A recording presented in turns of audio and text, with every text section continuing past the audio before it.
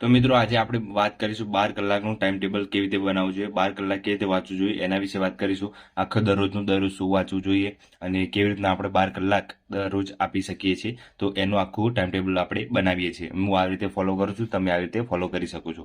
તો સિમ્પલ શું કરવાનું છે આપણે, હવે રનિંગ તો કરવા જવાનું નથી, એટલે 6 વાગે છે એ ઉઠી જવાનું છે વહેલા. 6 વાગે વહેલા ઉઠી જવાનું છે અને 6 થી 6:30 ની અંદર તમારે બ્રશ કરી ફ્રેશ થઈ નાસ્તો બાસ્તો કરી દેવાનું અને પછી બેસી જવાનું છે 7 વાગે. 7 વાગે છે એ વાંચવા બેસી જાવ તો સવારે સવારે તો સારું. સવારે જેટલું વાંચો એટલું તમારે વિચારો બહુ ઓછા આવે અને બહુ સારી રીતે વંચાય. તો તમારે શું કરવાનું છે, 7 થી 8, 8 થી 9, બરાબર.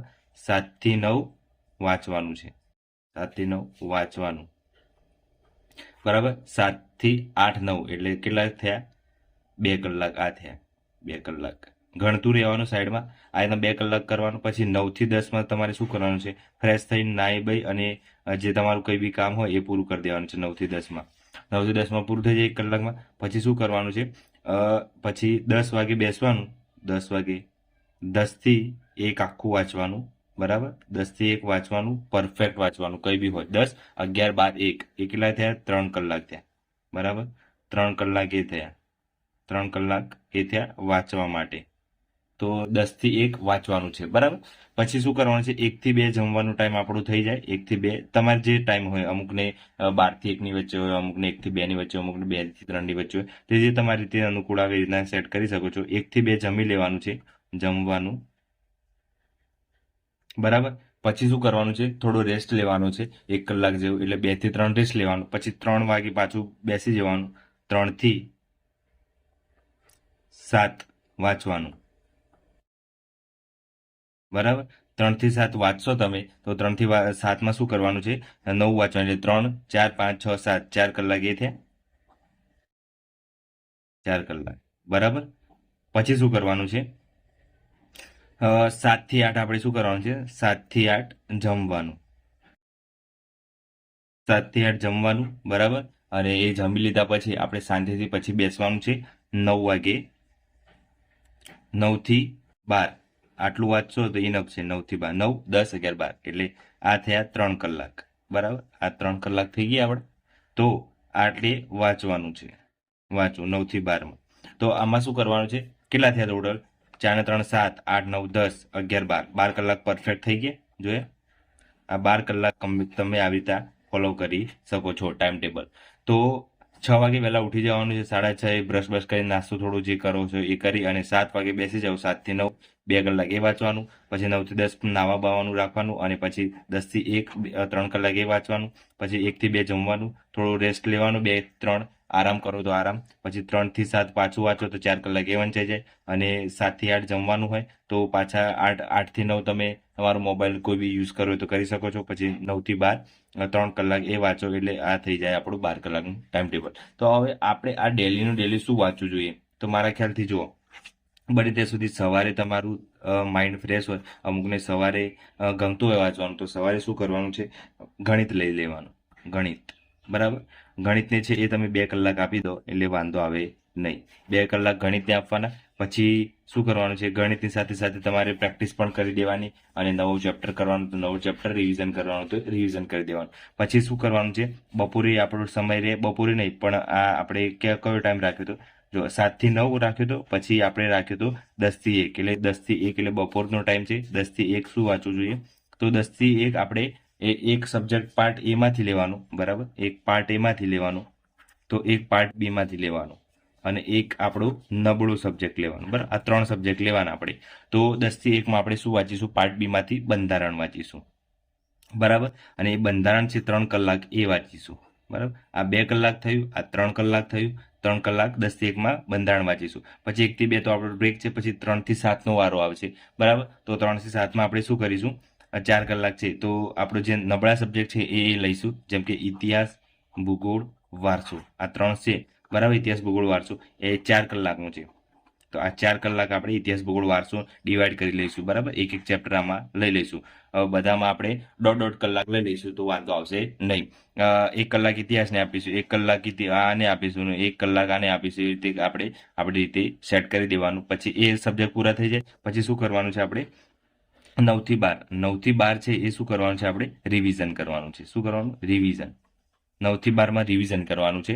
9 થી 12 તમે છેલ્લા 1 કલાક રિવિઝન રાખો તો પણ 9 થી 10, 10 થી 11 2 કલાક છે તમારે શું કરવાનું, કાં તો જીકે લેવાનું, બરાબર, કાં તો કરંટ લેવાનું. કેમ કે કરંટનો સમય થઈ ગયો છે હવે કરવાનો, તો કરંટ કરતા રહેજો. આપણે ટેલિગ્રામમાં છે કરંટ ડેલી અપડેટ્સ, બરાબર, કરંટ ડેલી અપડેટ્સ, બરાબર.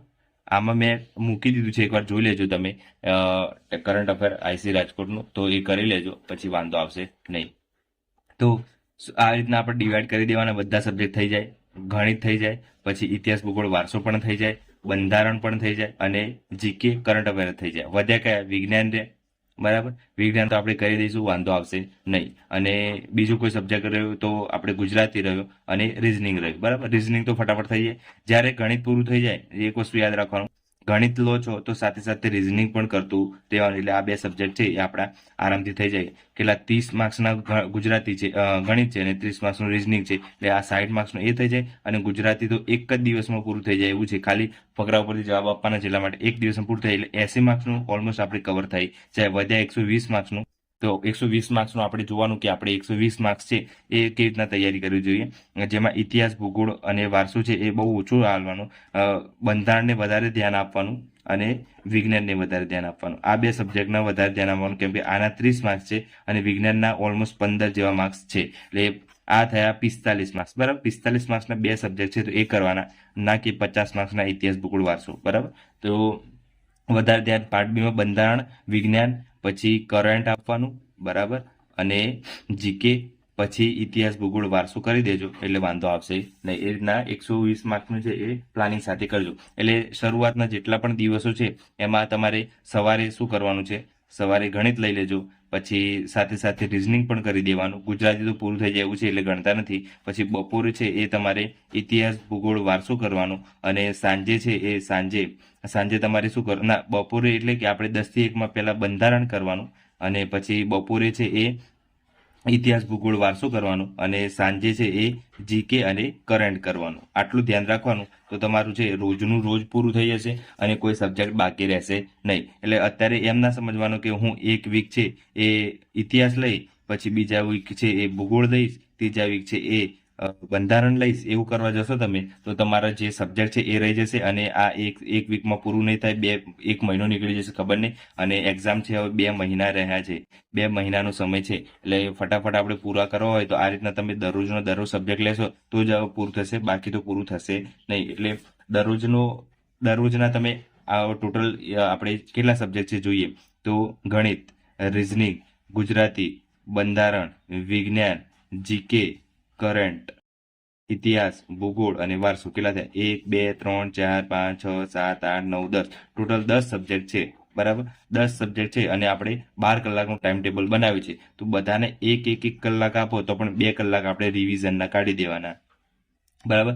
1 કલાક આપણે ગણિતને આપે, 1 કલાક રિઝનિંગ આપે, 1 કલાક તો ગુજરાતીને આપી દઈએ, 1 કલાક બંધારણને, 1 કલાક વિજ્ઞાનને. એ રીતના બધાને આપી દઈએ તો 10 કલાક થઈ જાય આપણે 10 વિષયના. તો આપણે 2 કલાક છે રિવિઝનના પણ થઈ જાય, બરાબર. તો પ્લાનિંગ એવી રીતના રાખવાનું કે આપણે શું શું વાંચવું જોઈએ છે.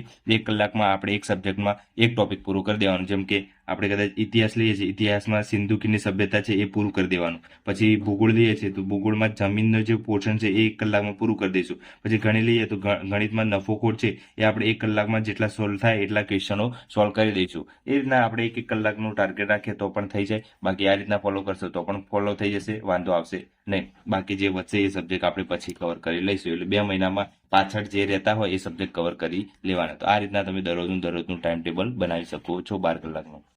તો આ રીતના ટાઈમ ટેબલ તમે ફોલો કરી શકો છો 10 થી 12 કલાકનો સિમ્પલ રીતે. અને જો વધારે કંઈ તમારે વાંચવું હોય તો પણ વાંચી શકો છો, 1 ના 2 કરી શકો છો. પણ એટલું બધું વાંચશો તો પછી સવારે ઉઠાશે ને વહેલું. એટલે બને ત્યાં સુધી 10 થી 12 કલાક વાંચવું હોય તો આ રીતના વાંચી શકો છો.